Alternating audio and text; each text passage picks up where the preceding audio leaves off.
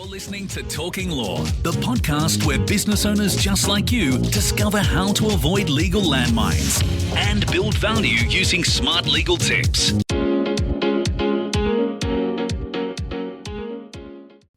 Hi, it's Joanna Oakey here and welcome back to Talking Law, a podcast proudly brought to you by our commercial legal practice, Aspect Legal. Now, in today's conversation, you're going to hear from David Jenyns, author of the book SYSTEMology and the Ultimate Systems Guru.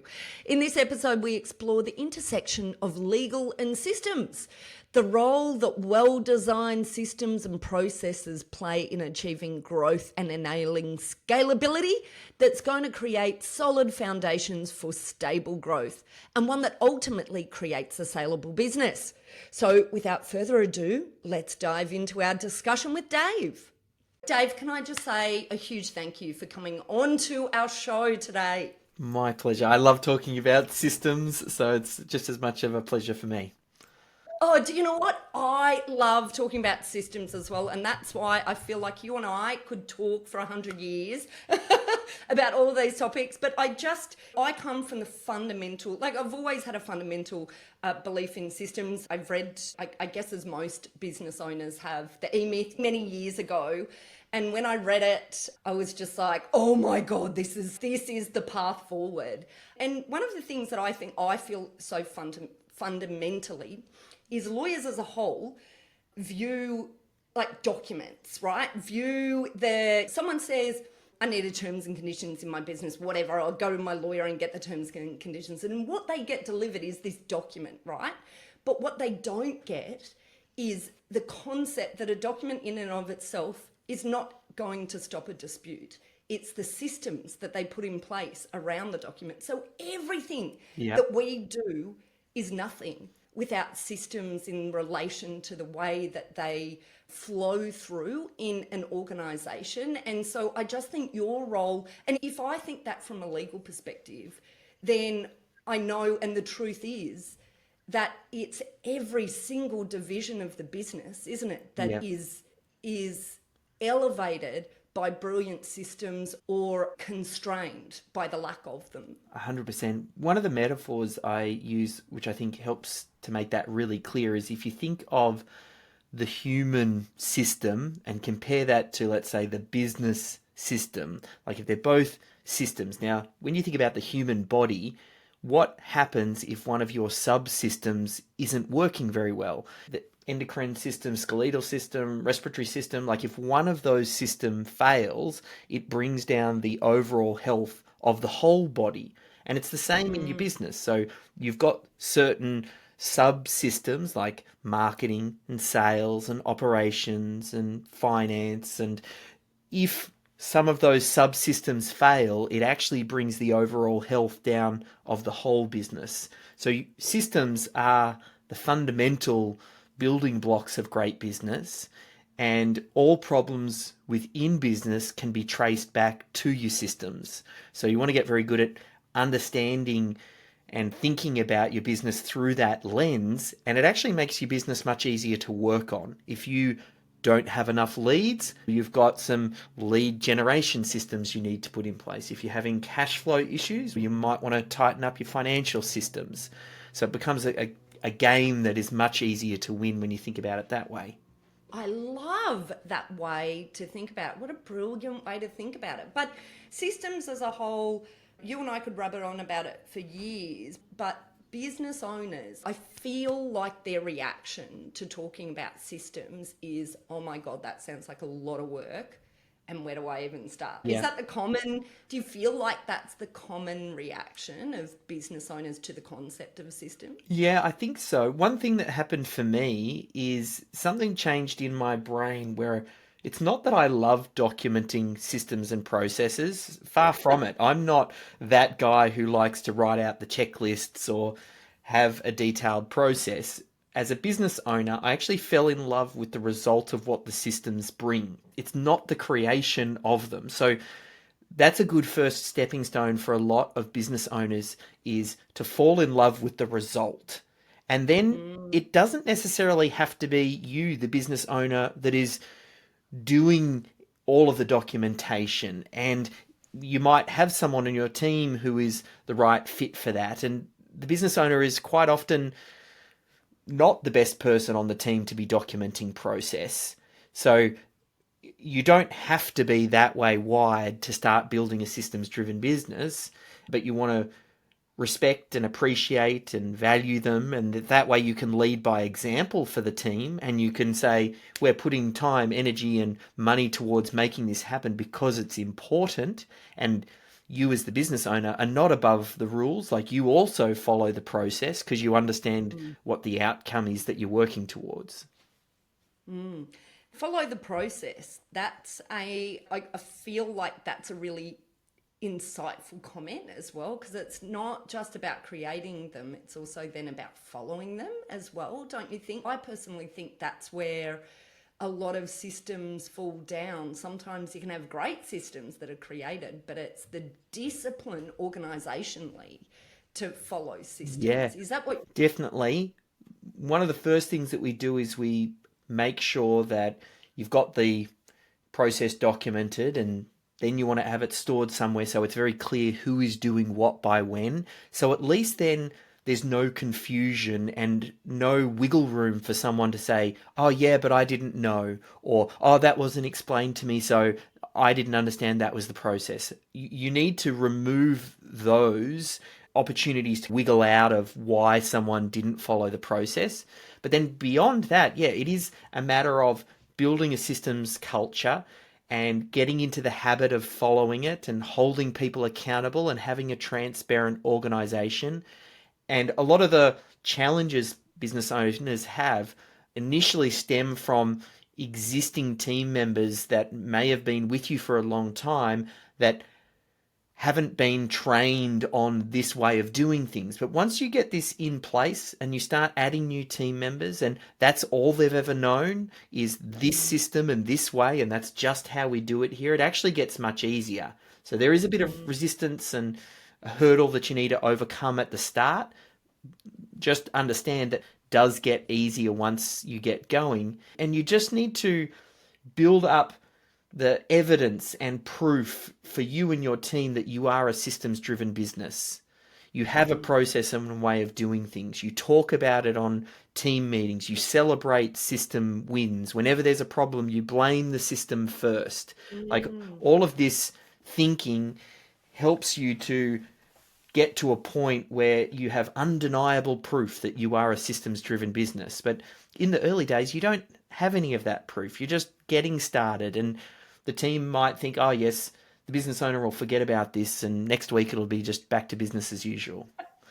And they might, if they don't have a good system for remembering. But on that note, we actually have we have 3 main meetings in the week: Motivation Monday, Wisdom Wednesday, and Reflection Friday, actually, which is our sort of our innovation meeting. But the first question that everyone has to answer is, which system worked really well for you this week? And I love that bit because it's that constant.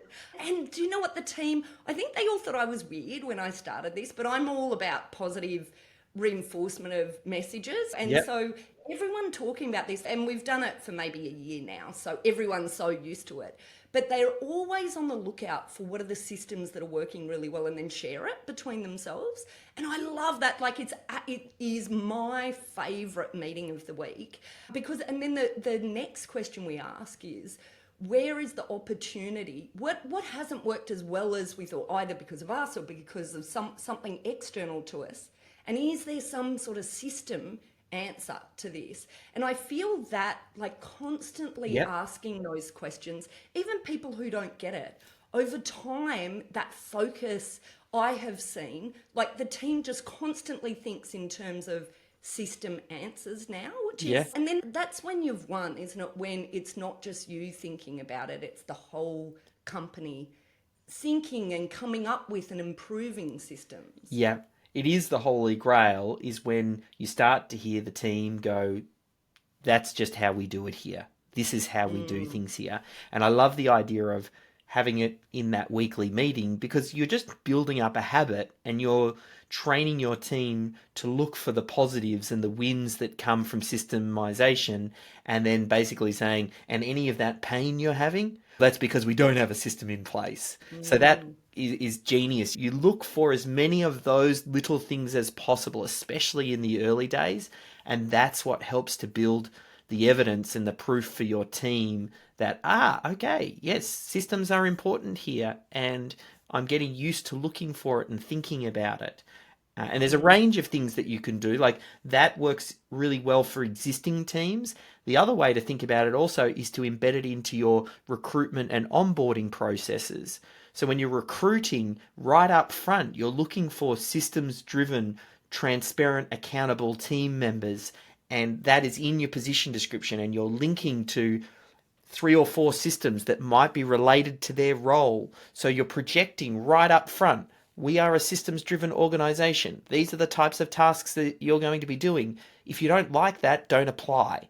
And you can, similarly with your interviews, you can ask questions about when was the last time that you created a checklist or a process to help you complete one of your tasks. Like, those types of questions you build in, and it means you get the people that resonate with this message right up front. Whereas a lot of business owners, especially when they're changing culture, and all of the resistance and challenge they're having is because they haven't given this a thought when they recruited the first time round. They just looked for the warm body or the first person they could grab to fill that seat because they needed someone.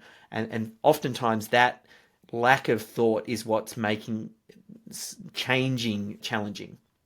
Love it. And can you talk about, I love stories. Tell us a story.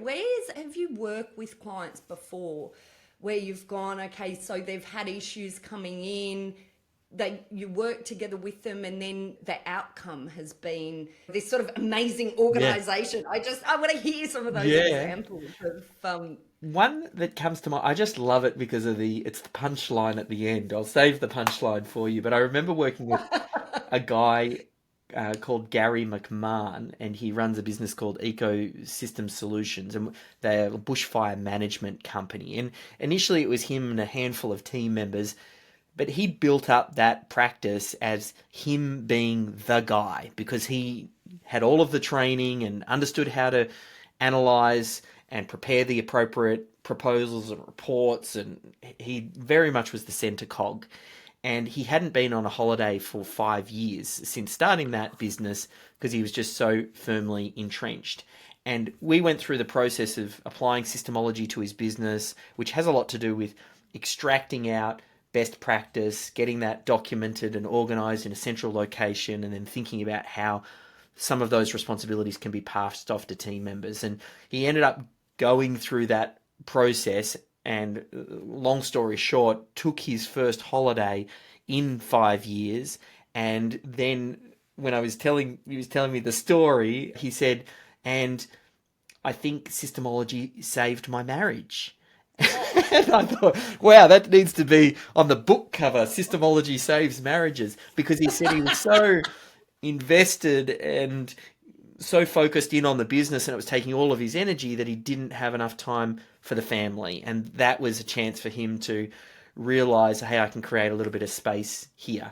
But there are plenty of stories, everything from business owners scaling operations and adding additional businesses because now they've got a set of core systems that they can roll into the new businesses that they take over. There's a guy down in Tassie, Luke Davies, and he runs a Davies construction company, and they're an award-winning builder down in Tassie. And he went through the process and got himself out of the day-to-day and then rolled out 5 businesses all surrounding his core business that now feed in. There's a materials, and there's an architectural firm, and there's basically all of these feeder businesses that enable clients to move around inside the ecosystem.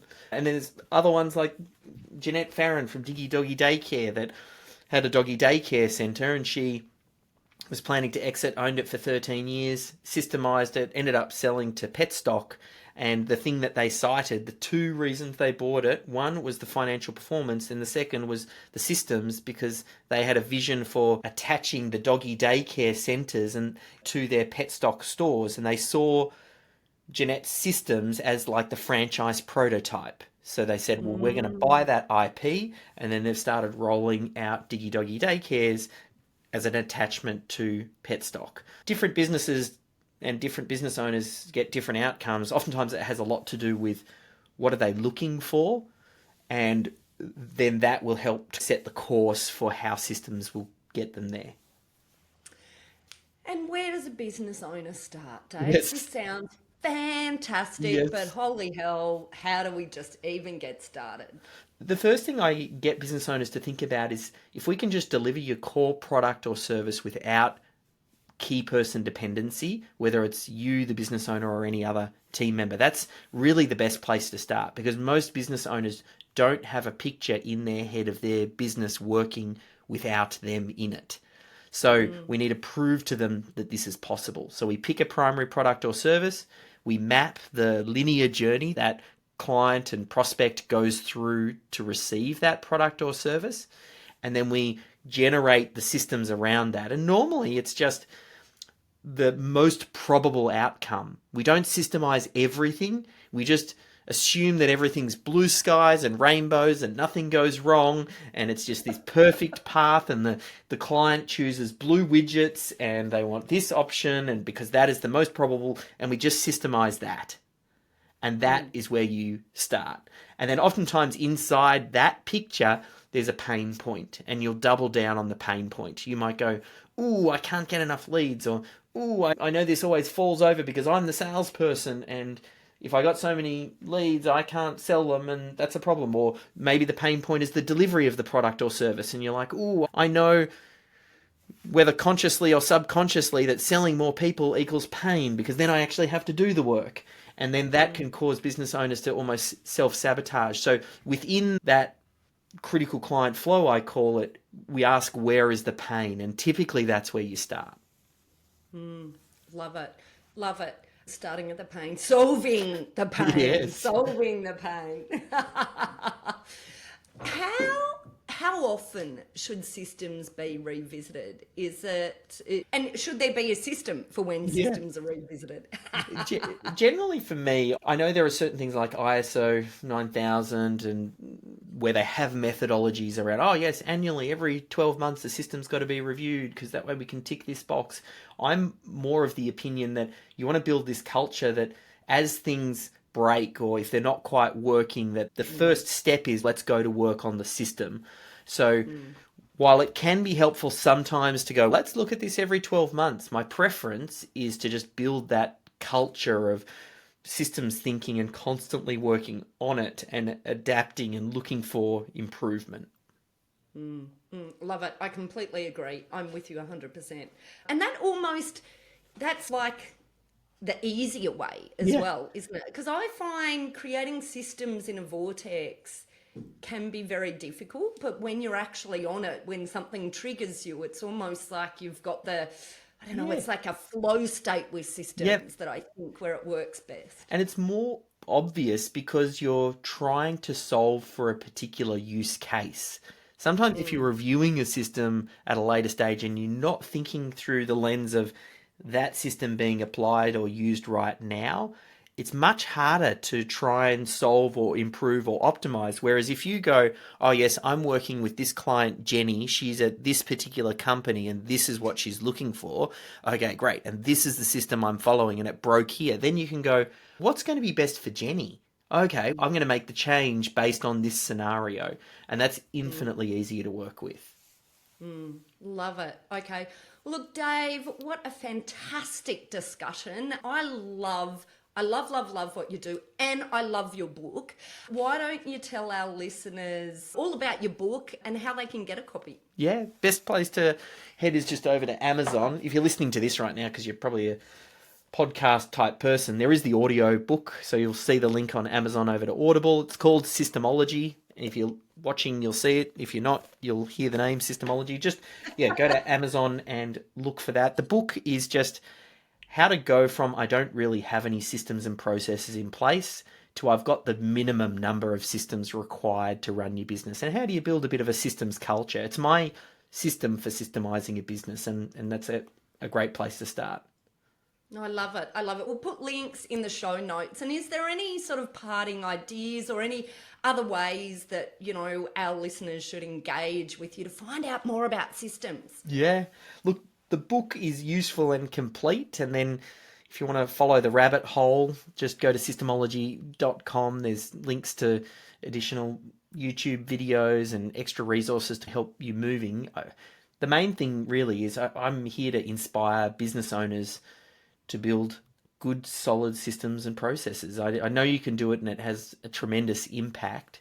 So hopefully we've lit that fire in some business owners listening. Absolutely. Absolutely. Dave, thank you for fighting the good fight.